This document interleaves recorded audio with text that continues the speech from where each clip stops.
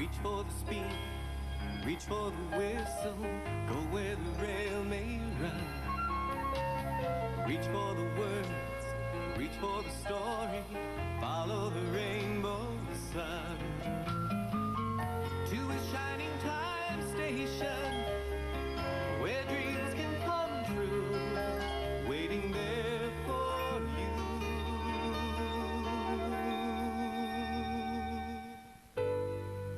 Okay, kids, I think it's time for you to go now.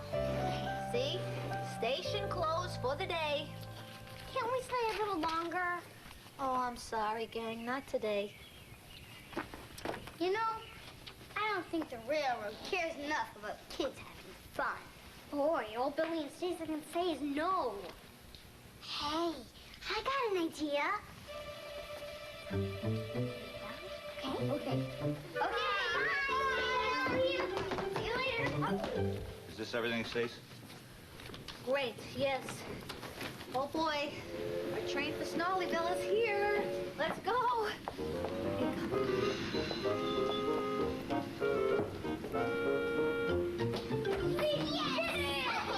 That was easy. Let's play, yeah.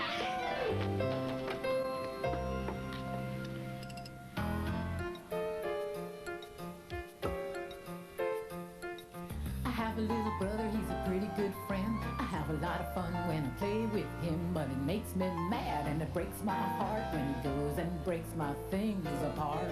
Oh, it's a worry when I get to my room at the end of the day and my toys are scattered every which way. So I try to tell him and I try to explain, but he just goes and does it again. Now tell me, why does he have to lose them? I hear my toys calling, calling, break them or abuse them. I hear my toys falling, falling. Why does he have to use them at all? And will he get better when he grows up? Oh, I have a little brother and most of the time he's a good little guy, and I like him just fine, but he's a little too little and a lot too small, and I don't think that he listens at all. Now tell me, why does he have to lose them? I hear my toys calling, calling, break them or abuse them. I hear my toys falling, falling. Why does he have to use them at all? And will he be better when he grows up? Will he be better when he grows up? Now, someday soon he'll be a big guy, the best little brother, the apple of my eye. He'll be a little more gentle and a lot more fun, the kind of brother that can be the very best one. And I won't care if he uses them all. He'll be better 'cause he's grown up, so much better 'cause he's grown up. He'll be better 'cause he's grown up tall.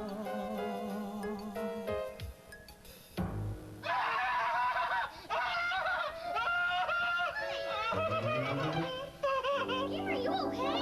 It's a slug.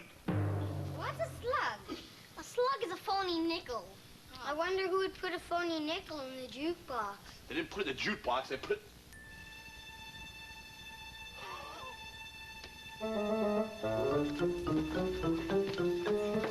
Danny boy, you might have a bit of the genius in that old noggin of yours. That bucket of bolts of a jukebox has been getting the best of Schemer for years. But now, I'm gonna put that slug in that hunk of junk and get a free song. Schemer's calling us names. He's trying to cheat us. Free song, here I come. Cha-cha-cha-cha-cha.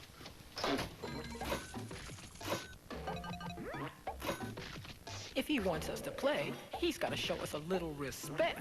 Yeah, baby. R-E-S-P-E-C-T. Respect. Till then, this jukebox is closed for repairs. Here we go. Schemer!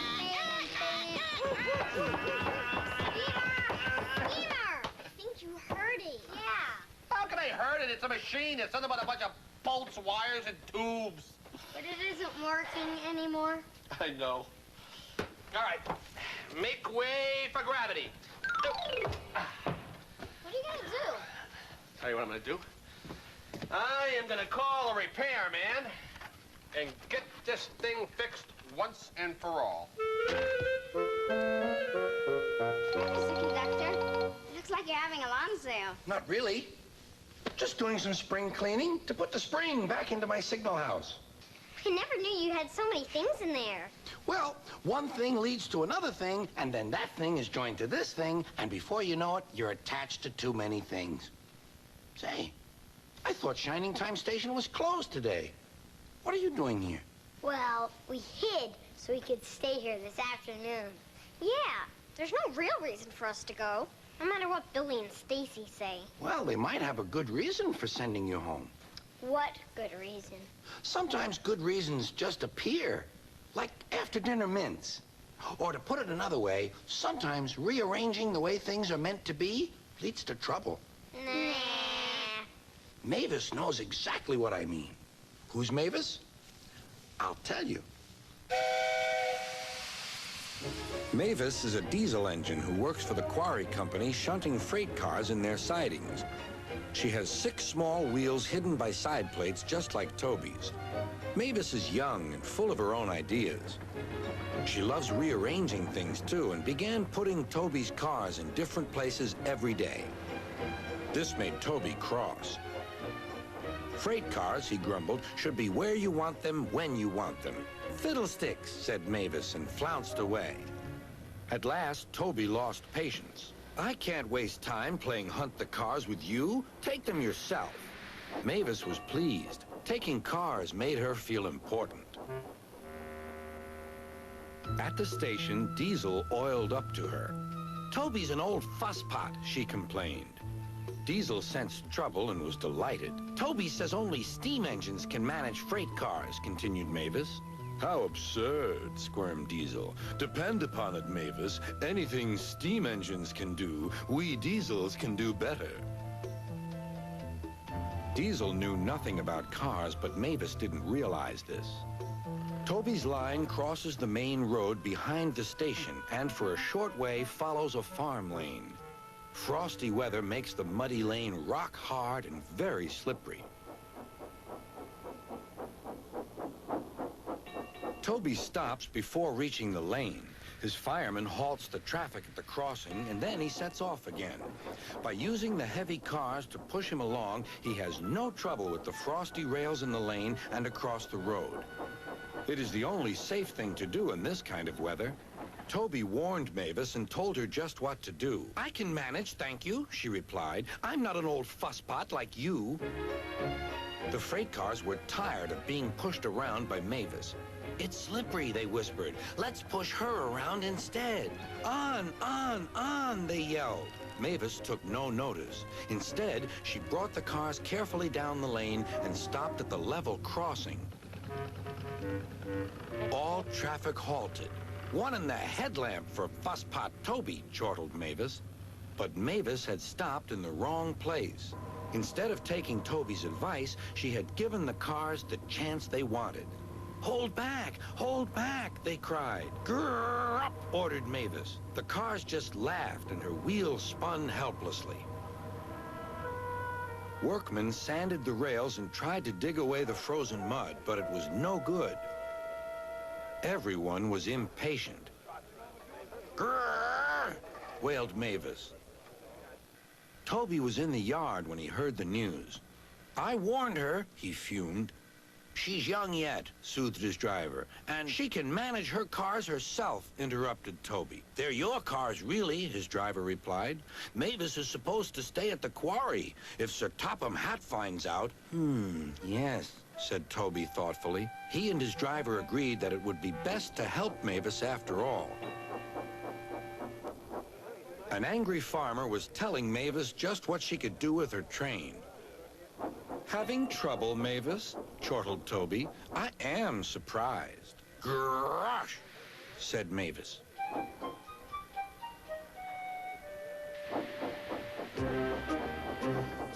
With much puffing and wheel slip, Toby pushed Mavis and the freight cars back. The hard work made his fire burn fiercely, and his firemen spread hot cinders to melt the frozen mud.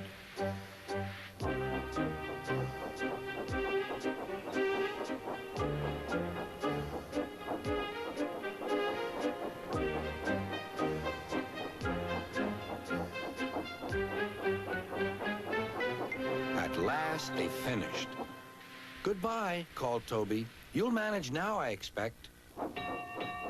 Mavis didn't answer. She took the cars to the sheds and scuttled home to the quarry as quickly as she could.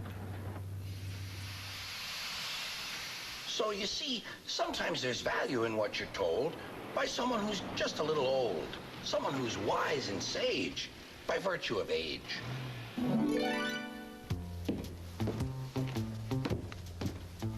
Excuse me, kids, but I'm here to fix a hurting jukebox. Hey, it's about time you arrived, pal. Those things will be the problem. Well, problem is it doesn't work. Listen, there's a possibility that this one might be haunted. You have a suspicious mind, sir. I'm sure it's not that. It's probably just all shook up. Yeah, well, anyway, listen, the clock's ticking, so let's get to work, pal, huh?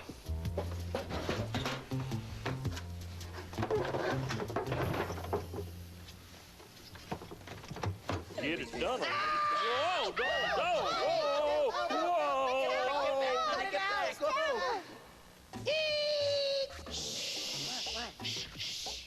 You can trust me. I won't tell. But you better get back to work now.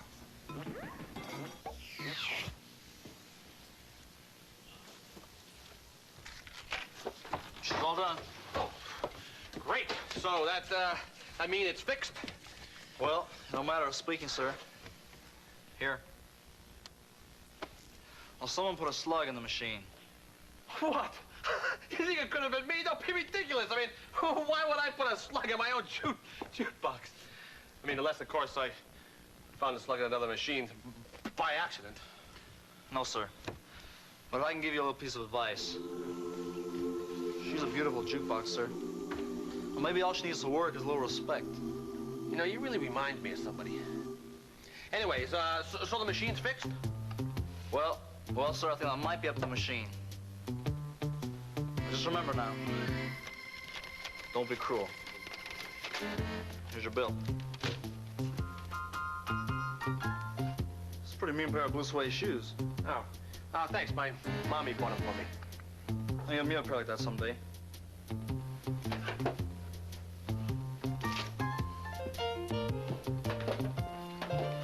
Hey, Skeeter, did you get the jukebox fixed? He charged me $11.85 to fix my jukebox. That's a lot of money. A lot of money? Are you kidding me? That's more money than there is in the entire world. A lot of money. I don't have $11.85. I mean, nobody's got $11.85. Oh, kids, please help me out. Please. Sorry, Schemer, I'd like to help. But I already spent my money in Eggy Wick at the auction. Auction? Yeah.